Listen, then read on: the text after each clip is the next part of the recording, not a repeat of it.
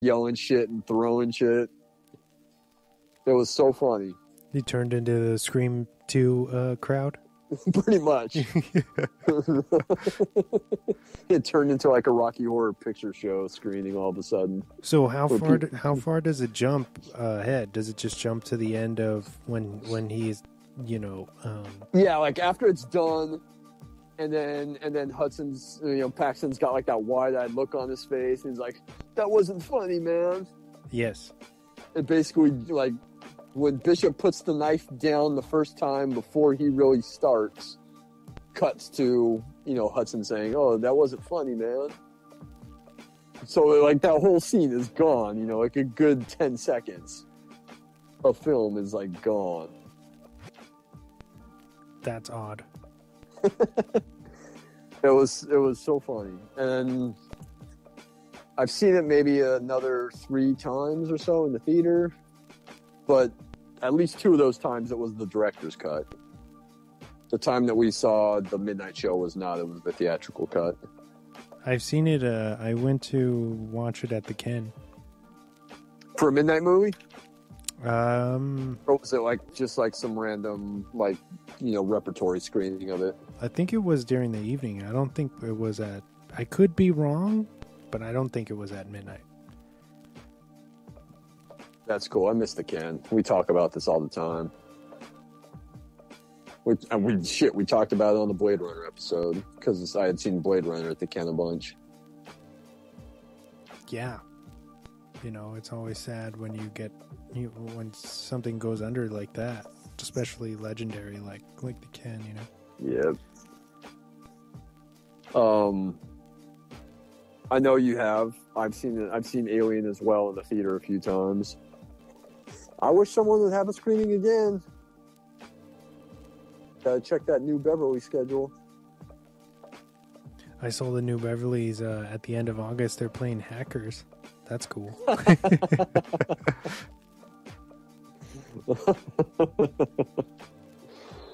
Dude, what year Hackers came out? That's 94, I want to say? That's a 95 movie, baby. 95? Yep. God.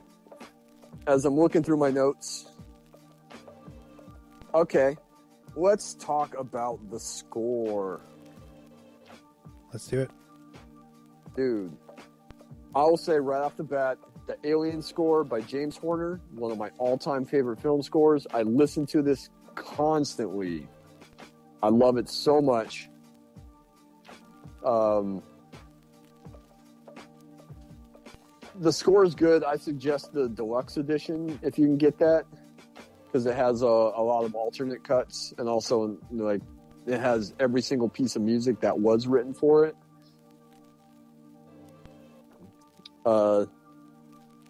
Absolutely love the score. I listen to it.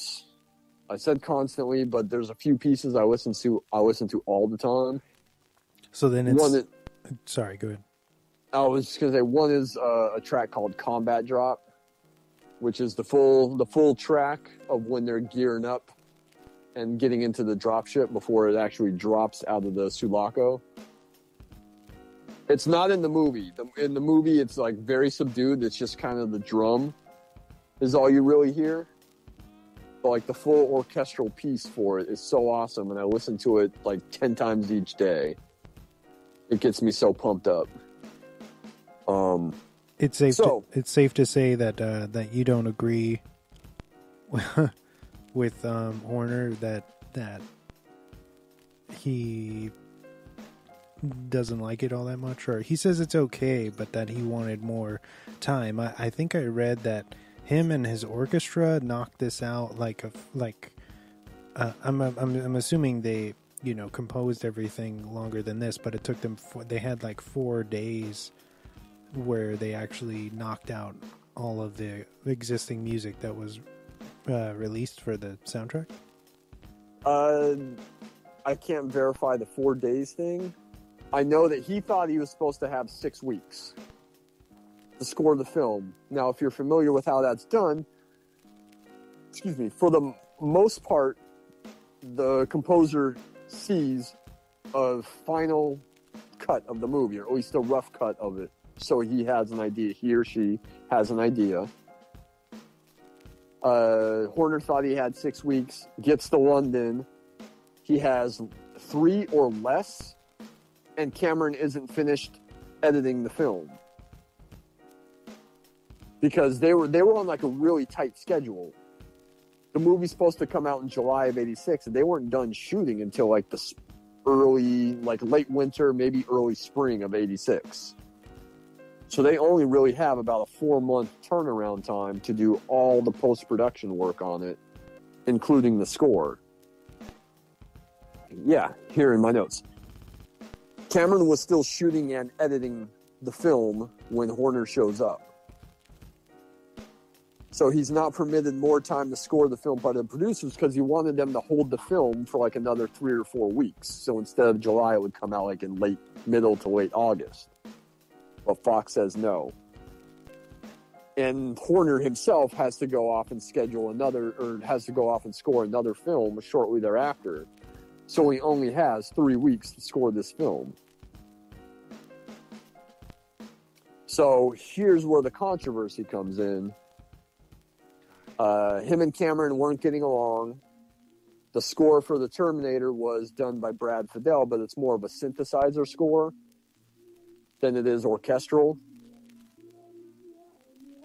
And because Horner's running out of time, he kind of borrows from himself. He borrows some cues because he had scored Star Trek II, The Wrath of Khan, a few years before this. So he borrows a couple of cues from Star Trek II to use for Aliens. And I've listened to the Star Trek II score. It's another very good score. And yes, there are some similar cues, but the score isn't identical. But there are a couple moments where the score sounds very similar. He also adapts a ballet suite by a Russian composer. I'm going to tell you the name. I'm probably going to butcher it. So I'm going to ask for forgiveness in advance. Aram Khachaturian. God, I hope I said that at least close to being right. Aram Khachaturian is a Russian composer. The Guyane Ballet Suite is what's playing in the beginning with the Sulaco shot. You know, when she agrees to go back to LV-426, there's a shot of Sulaco, and then it cuts to inside the ship, and you see the the hypersleep chambers open up. It's that cue. Okay, yeah. That's the ballet suite, which, by the way, is also in 2001. There's a moment almost similar in 2001 where the ballet suite is used. So, apparently, when doing the research and when I got to the James Horner stuff, apparently this was kind of a thing with him throughout his career where he was accused of borrowing music either from himself or from other sources to complete a score. So this was the thing with Aliens because he had just so little time to do it. And, you know, he does what he can, but then Cameron doesn't like it. Doesn't like the score. The schedule is so tight, though, he can't change it. He can't ask for a new score to be written. So he just butchers the score and just kind of inserts pieces where he thinks they'll fit. They also use some of Jerry Goldsmith's score from the first film in like the latter scenes where the Queen is chasing Ripley and Newt down the corridor when they get into the elevator. You know, he chops it up, he puts it all over the place. Horner is so angry with A, the conditions that he had to work under, and B, with the fact that Cameron chops up the score. like just completely butchers it. He's so upset by that he says, I'm never going to work with James Cameron ever again. However, about 10 years later, Cameron reaches out to him because James Horner also scores Braveheart.